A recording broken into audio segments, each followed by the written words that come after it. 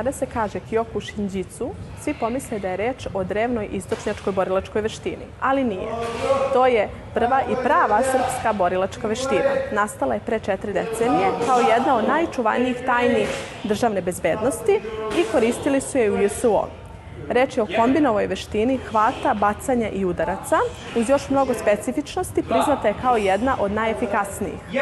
A da li je primenjiva u stvarnom životu i da li žene mogu da je koriste u samoodbrani, otkrićemo uskoro.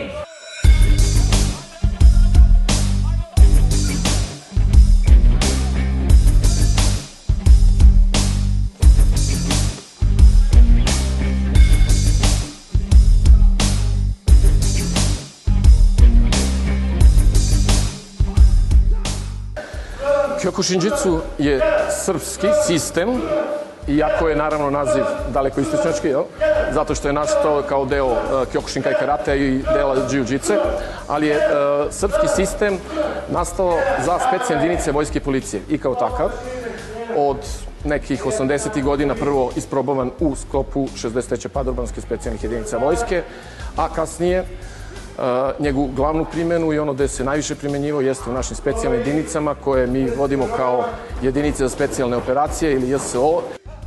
Ova borilačka veština jedina je na svetu priznata od Shaolinskog instituta.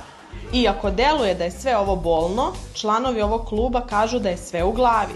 Takođe, bitno je da budu pažljivi, jer završni udarci mogu da budu kobni. Ima više faza svojih u samom sklopu. Znači, jedan je deo prihvat nekog napada, odgovor na napad, udarci i taj završni koji se smatra smrtonosim. Da bi čovek mogu i da ga obučavam smrtonosnim udarcem, naravno da mora da znamo da je, da kažemo, koliko toliko prošao neke faze psihološke koje smo sigurni da neće to primeniti onda kada to ne treba. Zato u našoj veštini zbog tog završnog udarca i nemamo praktično, da kažem, decu ispod 16 godina, odnosno ljude ispod 16 godina. Može se reći da je ovo muška disciplina, ali i pripadnice lepšeg pola pronašle su razlog zašto ga treniraju. Čula sam za ovu odbrambenu veštinu i htjela sam prvenstveno da naučim te neke odbrambene tehnike kojim ću zaštititi sebe i decu. Da li ste imali dodira sa tim na ulici? Ja, hvala Bogu, nisam imala neku situaciju da bi to trebalo da primenim na ulici.